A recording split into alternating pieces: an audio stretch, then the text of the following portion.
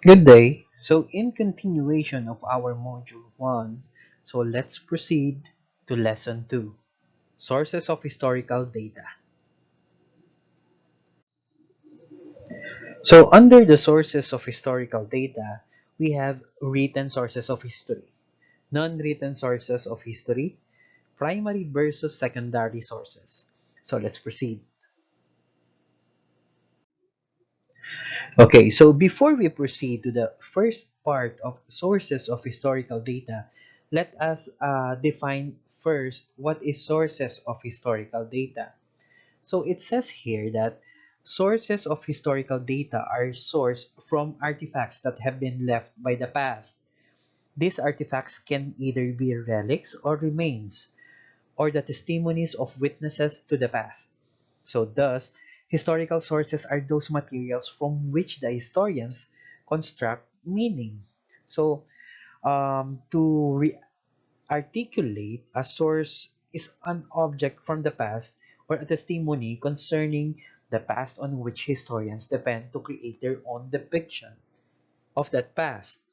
So a historical work or interpretation is thus the result of such depiction. The source provides evidence about the existence of an event, and a historical interpretation is an argument about the event. So let's talk about relics or remains, whose existence offer researchers a clue about the past. For example, the relics or remains of a prehistoric settlement.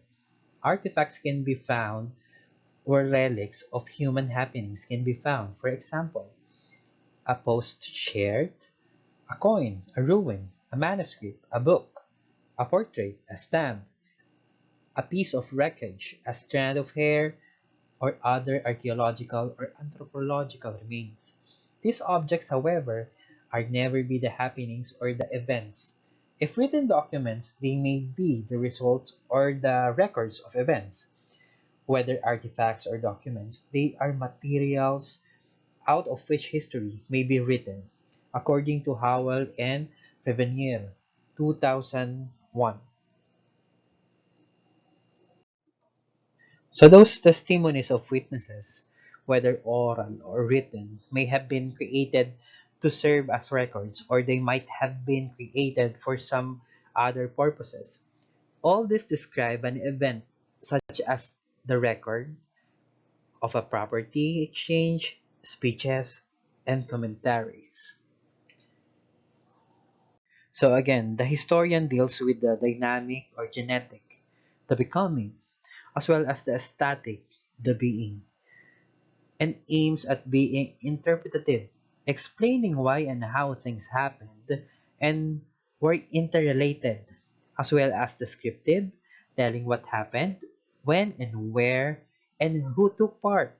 Besides, such predictive or descriptive data as can be derived directly and immediately from surviving artifacts are only small parts of the periods to which they belong. So a historical context can be given to them only if they can be placed in a human setting. So the lives of human beings can be assumed from the retrieved artifacts, but without further evidence, the human context of these artifacts can never be recaptured with any degree of certainty. So let's proceed to the written sources of history. Okay, so in written sources of history, we have narrative or literature, diplomatic sources, social documents. So let's identify first or define first the narrative or literature. Okay, so the first one is narrative or literature. So in narrative or literature, these are the chronicles or tracts presented in narrative form, written to impart a message whose motives for their composition vary widely. So, for example, a scientific tract is typically composed in order to inform contemporaries or succeeding generations. A newspaper articles might be intended to shape opinions. So, let's discuss the narrative and the literature when it regards to history. So, do you have any idea or can you give me an example about narrative or literature about sources of data in history? So, let's discuss. Okay, so next is diplomatic sources. So, diplomatic sources are understood to be those which document, record, and existing legal, take note of that, legal situation or create a new one. And it is this kinds of sources that professional historians once treated as the purest and the best source. So when we say diplomatic sources according here, so do you have any idea about what is diplomatic sources when it regards to sources of data and information about history? Okay, so let's discuss.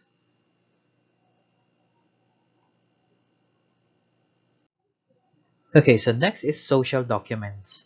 So when it regards to social documents, these are the information pertaining to economic, social, political, or judicial significance.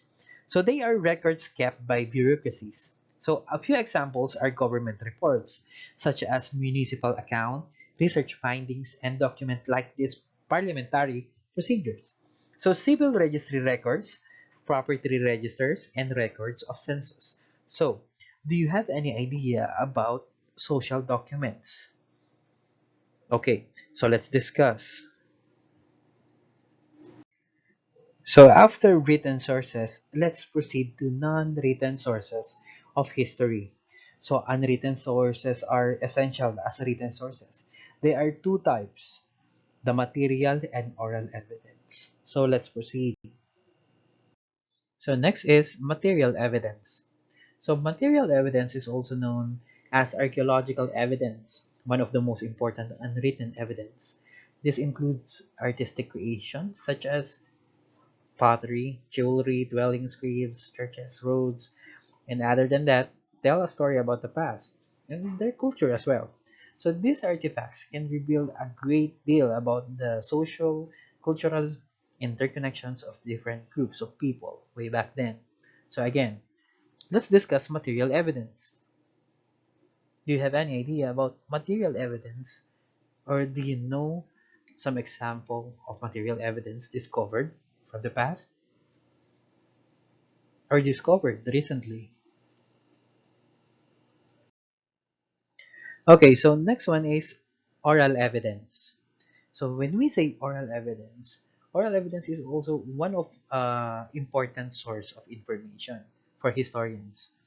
Much are told by the tales or sagas of ancient people and other folk songs or popular rituals from pre-modern period of Philippine history.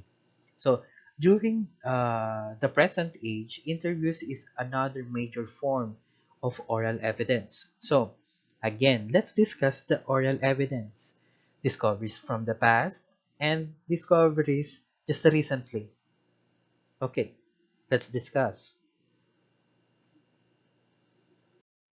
Okay, now, so let's discuss primary versus secondary sources of information. So, there are two general kinds of historical sources, direct or primary and indirect or secondary.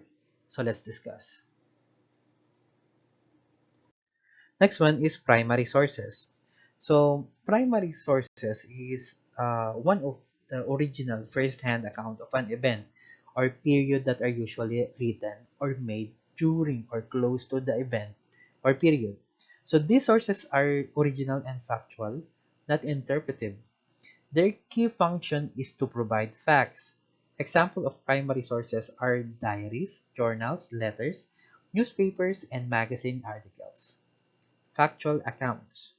So, government records, census, marriage, military, photographs, maps, postcards, posters, recorded or transcribed speeches. So, again, let's discuss primary sources. Okay. So, next is secondary sources. So, on the other hand, our materials are made by people long after events being described had taken place to provide valuable interpretations of historical events. So, a secondary source analyzes and interprets primary sources. It is an interpretation of second-hand account of historical event. So, for example, of secondary sources are biographies, histories, literary criticism, books written by a third party about historical event, and also art and theater reviews, newspaper, journal, journals articles that interpret or interpreted.